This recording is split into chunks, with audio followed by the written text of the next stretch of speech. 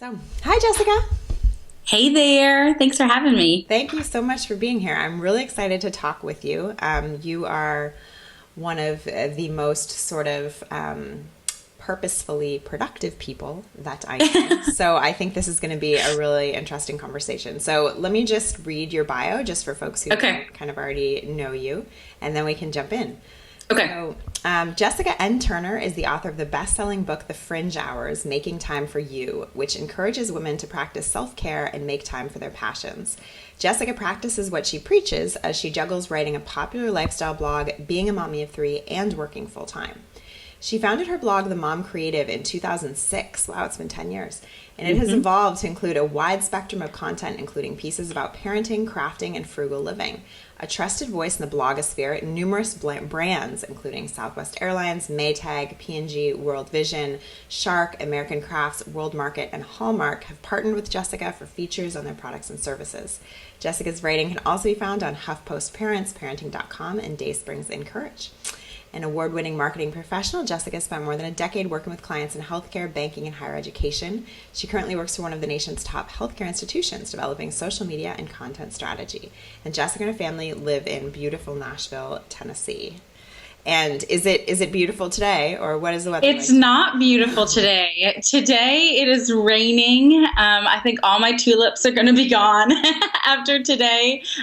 We are maybe even going to get some tornadoes tonight. Fingers crossed. My husband was like, pray that it does not get sunny, because if it gets sunny, tonight is not going to be good. So, really? Wow. yes, bad storms today, but otherwise it's warm, so I'll take that. So in a tornado, do you do anything? Do you have to board up windows, or I don't know anything about tornadoes? Oh, no, you don't board up windows with a tornado, but you do have to go to like an area without windows on the lowest level of your home. So for us in Nashville, it's very rocky. And so most people don't have basements. We don't have a basement here. And so we'll go into like closets, basically, that are not on the first floor with pillows. My kids wear helmets in case something were to fall. Wow. But that is what you do. We have apps on our phones so we can listen to the weather. Wow. And my husband, I think he should have been a meteorologist. He gets really into the weather and is monitoring everything. And so he is like, we need to get to our safe place. Where I'm like, we're on a hill. Tornado can't run through here. It's going to get caught by the hill. But he's like, get in your safe place. So That's really... we might be in our safe places tonight. Wow, in your safe places. Well, hopefully not. So I kind of want to dive in and just sort of talk to you about this idea of, this big word that is productivity, and sort of how that relates to kind of the life and the work that you've sort of developed for yourself. I mean, maybe it would be most useful if you sort of give back a little bit more background into what you do and who you are and how it related to really writing The Fringe Hours, which is just such an awesome book about figuring out, what matters to you and making the time for it, essentially. But yeah. Well, I feel like I'm a bit unusual in the blogosphere in that I do have a pretty decent following online. I've been doing it for a long time, but I work full time outside the home. So I think those two things in and of itself, particularly with the topic that I'm blogging about, which is memory keeping and photography and reading and crafting and all these things that people were often asking me, how do you do it all, right? How do you do it all? How are you doing these projects while working full time and blogging, and you have kids and all of that? And the answer really was that I don't do it all. If you could see beyond this rectangle here, you would see my house is a bit chaotic because certain things, you have to let go. But the answer was that in my fringe hours, in those pockets of time that often go underused or wasted, I was really harnessing those to do the things that I loved. And so the fringe hours is that permission slip for people to leverage that time for what they love instead of either wasting it or doing something that doesn't really matter, that isn't really investing in themselves. So yes, it does mean that I have to be productive with my work hours and get the work done that I need to do. But it also, I think, is being comfortable with sometimes good enough is good enough. And it doesn't need to, I don't need to spend 3 hours on photos that I could do in 15 minutes or whatever the case may be for me. And so It's been fun. It's been fun talking to women and hearing different stories of kind of where they are on their journees or what it looks like in their life. Because certainly my story is going to look different than your life. It's going to look different, from a person's life who lives maybe in Arizona who has one kid or no kids. So I surveyed 2,000 women to find out how they were spending their time and what their challenges were. And that really became foundational for the Fringe Hours. And I think also makes it a more unique piece because it isn't just my own story. It isn't just your own story. And you must be getting, now, the Fringe Hours is kind of blown up. It's now also being sold in Target. Now you must be hearing even more from women about how they really spend their time even after publishing. Right. Well, and I'm doing more speaking as well. And so adding that into the mix, that travel component and going and speaking at big conventions and big events. And what does that look like, and not only for myself and traveling, but these different organizations that I'm talking to, whether it's the National Greeting Card Association or it's a conference for moms, those people, while they might seem different from the descriptions, are dealing with a lot of the same challenges. That's really interesting. So kind of one of the first things you talk about in the Fringe Hours relates to this thing that I guess your husband once said about you, that, my wife gets done more from 5 to 9 in the morning than, most people get done from 9 to 5 throughout their whole day. And so you say really early on in the book, I believe how you spend your 5 to 9 determines how you'll spend your 9 to 5. Can you kind of tell me more about what you mean? Tell us more about what you mean. Yeah. I actually first heard that notion from a scrapbooking friend of mine, Stacey Julian, and she said that at a conference, that how you spend your 5 to 9 determines how you spend your 9 to 5. And so then that, as I was talking about that kind of became a joke with my husband that well, you're getting everything done from 5 to 9 compared to, most people all day. But I think the notion is, how do you set up your day? Right. So for me as a mom with 3 kids, I could choose to sleep until they wake up. And then get up, which is what a lot of people do. I'm not saying that that's bad, but you get up with that mode of, I have to get milk, I have to get cereal, I have to, serve these little people, right? Plus, I'm getting out of the house to go to work, right? And we've got to take kids to school. And so you start the day running really hard, really fast right away. Right. And I found that when I would choose to start my morning that way, because it's a choice to stay in bed, that I was more frantic, that I didn't feel as ready for the day as I would if I would get up ahead of my children. And I would take the first, 30, 60, 90 minutes, whatever it was that day, for myself and to do something that I loved. And often that was blogging. It was writing, because that was a quiet time.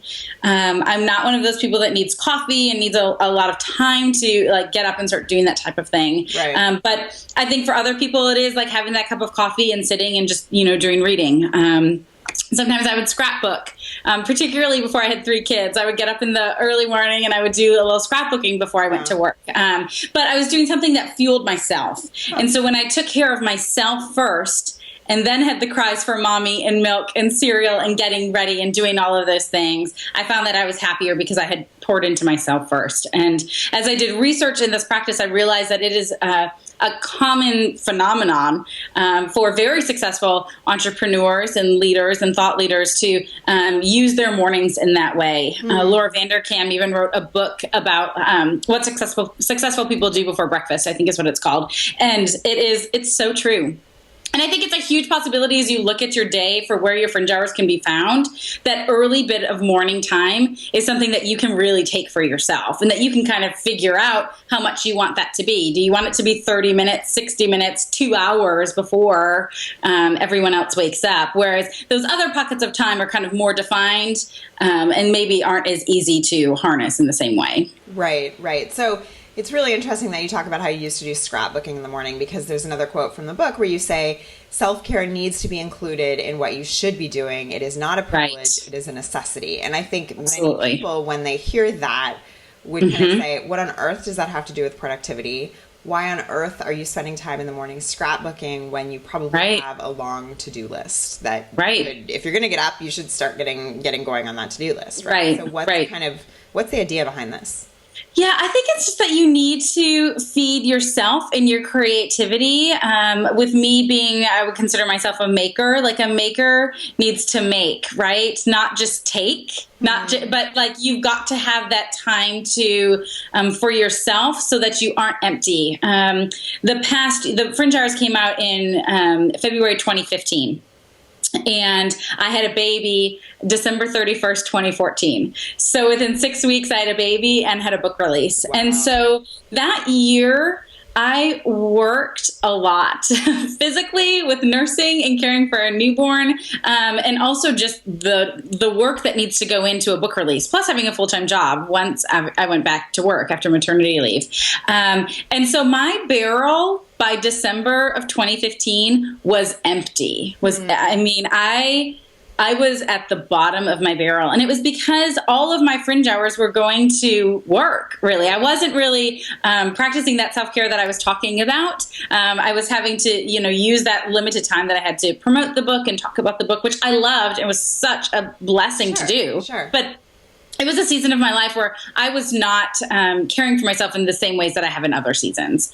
And so I knew that January would be a big season for the Fringe Hours and people kind of doing New Year's resolutions and that sort of thing. And so I committed that after I kind of got through those first few weeks of the new year that I was going to take a blogging break, which was my first time in 10 years taking a dedicated break. And I was going to take 4 weeks. I ended up taking 5 weeks. I honestly should have probably done 2 or 3 months.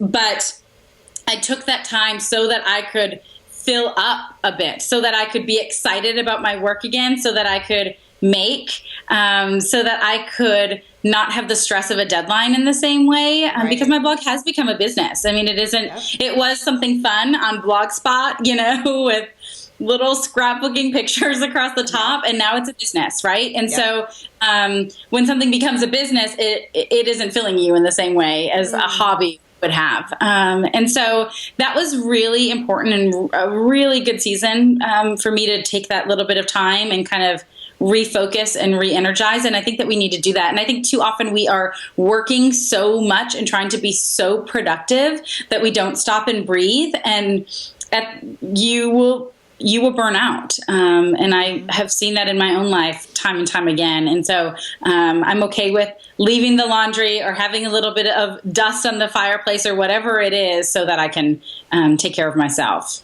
Yeah, I mean, I think the idea, after I had my daughter 2 years ago, I experienced extreme burnout. I just had no idea. I don't know, I'd never really envisioned, obviously people say having a baby is hard or whatever, but I had never really envisioned sort of what the sleep deprivation would do to me. And I had never experienced that kind of burnout. And it's so funny because burnout is basically the least productive thing you could ever do because you can't do anything. And so doing things to prevent that should really be top of mind for people. It's amazing. Absolutely. Absolutely.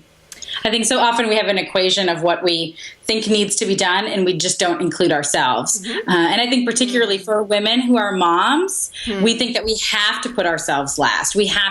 Our children have to be above, everyone has to be above us, that if I need to cut something from the schedule, that I'm going to cut myself. And it's a terrible way to live. And as a mother, thinking about the example I'm giving to my children, it's terrible. I don't want them to grow up thinking that you need to push yourself aside to get all of the stuff done. It's just not a good, healthy way to live. So it takes attention. When you took 5 weeks off blogging, and obviously your blog, it's not just a hobby, it's a business. There are going to be sort of financial repercussions to taking 5 weeks off. There's going to be readers who aren't going to like it. Maybe your traffic's going to go down, and obviously that has longer term financial implications. How do you make that decision to do that? Yeah. So I always thought it would be blog suicide to do that. I knew of writers who stopped doing blogging while they were writing a book or whatever. And I thought that is the stupidest thing I have ever heard. But it actually was an incredibly lucrative month for me. And my traffic was fantastic. So a couple things that I did. One was by accident, was that it fell over being close to Easter. And my most popular post is an Easter post that ranks at the top of Google during the Easter season. It's a post about what to put in kids' Easter baskets. Amazing. That went viral on Pinterest, and now it continues to do well every year. I think it had like 100,000 hits in like 3 weeks. That's amazing. And it's at 4 years old, I think. Amazing. And that post is filled with affiliate links to Amazon. So my Amazon affiliate did fantastic. And I also had a couple speaking engagements that we kind of budgeted. We're going to kind of cover that gap. And then I had my VA schedule daily tweets and Facebook posts of old content, because 10 years of content, I mean, there's so much out there, right? So we have a spreadsheet of evergreen content, and she pulled posts to run on Facebook every day. So I had traffic that way automatically, regardless of the Easter post. So I was getting daily to the site. And so I think that, and then I was still active on Instagram and did a couple affiliate things, a couple sponsored posts then. I did do, I think, one sponsored Twitter party during that period of time too. So it was not a financial hit for me at all to take that break. And I think that's a really, it was a good reminder to me that all of the hard work that I have done has paved the way for this to be a more possible regular thing. Right. That I don't have to go another 10 years. I could take another break even 4 or 5 months from now if I needed to, or, that I don't need to publish every single day, right? Because that residual content gets so much traffic anyway. So how can I be more intentional about creating really good content, maybe less often? And so that was also, I think, a really good lesson for me. And so is this something after you learned this lesson, is it kind of, do you have this goal now or this idea in your head, hey, maybe I should be taking regular sabbaticals or more regular time off? Because I assume you saw sort of amazing internal benefits to internal in terms of the way you felt and the way you approached work when you came back. It would really help me if my 14-month-old slept. He still doesn't sleep. So that would help. And so I think, yes, I think I will take another break. I know that I'm having surgery in December, and so that's going to be a forced break for me. But I think I might take one in the summer when my kids are off and kind of before my little girl goes to kindergarten. That will be a really busy time with camp and that sort of thing, that maybe that would make sense. So I am thinking in terms of, okay, how can I plan these? Because I do think that knowing that 3 months out that this break was going to happen also set it up. And I have a word for the year, and this year it's rest. And so I'm really kind of navigating, and I think as I'm doing different experiments of trying to figure out what that looks like as a working mom, that some of this might come up and that I might be pruning different things from my life. But I love blogging. Aside from it being a business, it's something I just really enjoy. So it isn't something that I want to give up, but I do think that I need to pivot a little bit in terms of what that looks like in my life right now. So I do the word for the year thing as well, and I would love if you could just share with people what that is and how you kind of came to the idea that you were going to do this. Sure. So I am a huge fan of Allie Edwards. She is probably the most popular scrapbooker in the world. I have followed her since 2004, 2005, and she does a one little word is what she calls it. And so I have followed that journey for a while and never really thought it was something that would make sense for me. But I think in hitting that burnout phase of my life at the end of last year, I was like, I really need to make a change. How can I be intentional about this next year? And so it made sense for me choosing a word that's just kind of a mantra for yourself of how you're going to look through life, have a lens, maybe a perspective shift, something that you're going to be intentional about. And so for me, that word was rest, that everything that I do this year, I want to be coming back to how is rest applying to this. And that doesn't mean that I'm laying around eating bonbons or I am going to have amazing retreats in Italy, but it is being intentional of turning the television off, of reading more books, of saying no to things that I don't really want to do. I think I'm going to do like some exploration into yoga and meditation and, some of those different types of practices of people who seem to be really good at it and figure out what makes sense for my life. So I'm hoping that 2017, I'll have some really good practices in place that make sense for a busy working mom. That's amazing. And so part of the goal of this is also to give yourself sort of the time and re-energizing, but I don't know what the word is, to be able to kind of tackle things when you are working, I assume. Absolutely. I mean, I have put off a blog redesign for 2 years because I was too busy, and that was my business, right? Wow. And so taking that month off, like, gave me the time to sketch and really think about what do I want the Mom Creative to look like, and finally get started on that, you know? And so I don't want to look back on my life and be like, man, I really wish I had done that. I really wish that I had made time for this or that. And so I think having that word rest and thinking about what that looks like, I don't know. I think it's going to be a good experiment for me this year. I love that. So there's another quote from your book that made me think. So I'm a House of Cards fan, and me too. I saw some tweet recently that said something about someone talking about how busy they are in their life, and yet they were able to find, 12 or 14 straight hours to watch the entire season the day it came out, right? And I love this tweet because I felt like it was so, it's just so accurate, right? We say we're so busy, and yet we make time for the things we want. And you have this quote in your book where you say, you are never too busy to make time for what you love. It's just a matter of prioritizing, evaluating how you spend your days, and dedicating time for what you value. If something is really important to you, you will find a way to fit it into your life. Can you talk to me a little bit more about this? Yeah, I think it is so true. I get so tired of people saying to me, oh, I really wish that I had the time for that. Oh, I really wish I could do that. I'm like, really? Because I work full time and have 3 kids. Like, I don't want to hear it. Like, you do have the time for it. You're just choosing to spend your time in other ways. One of the things that I really encourage people to do if they say, I don't have fringe hours, I can't make time for myself, is to track their time for a week. On fringehours.com, I have a little download that you can, so just a pretty spreadsheet basically, where you track how you're spending your time. And it's everything from the dishes and laundry to the meetings and the car commutes that you have in a week. And you can really see where those pockets of time are going. You can see that 14 hours of House of Cards that you spent watching, binging something on Netflix. Now, I'm a fan of a binge. I binged on House of Cards. It didn't happen in one day, but,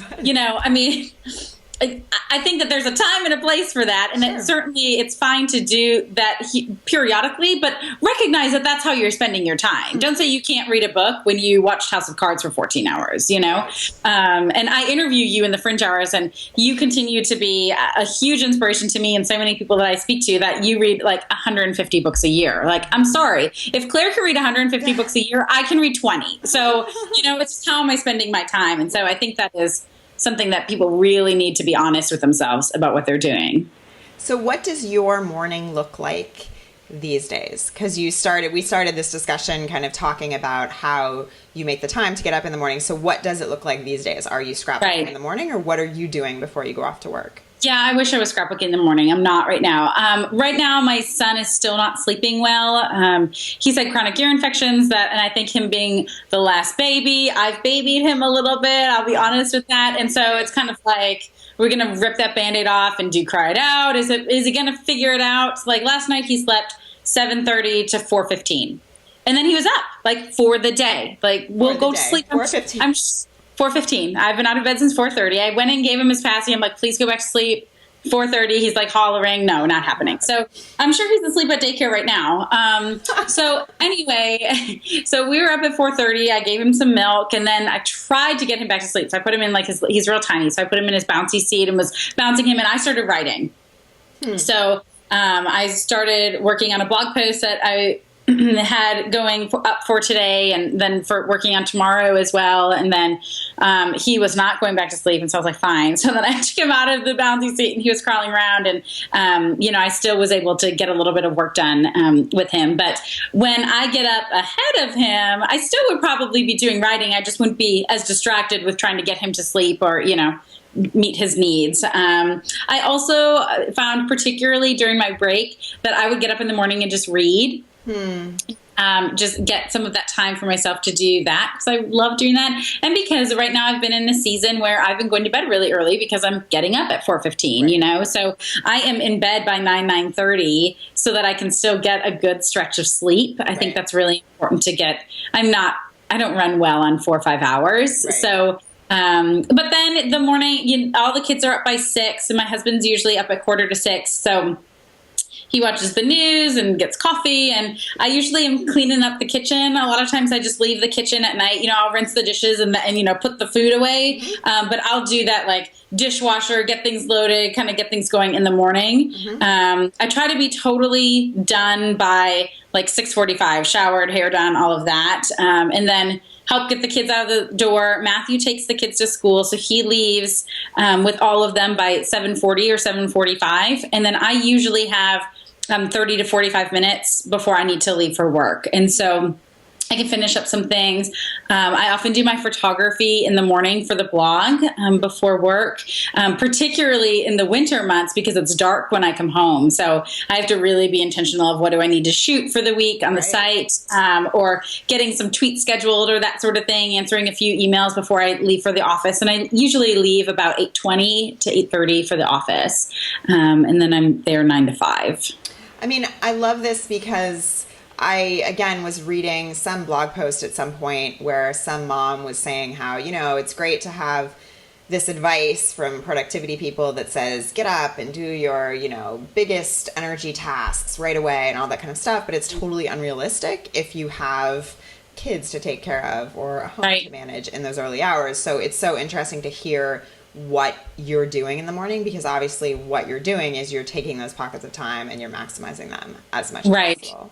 Right. Well, and I tell people all the time, like, I never do laundry when my kids are sleeping.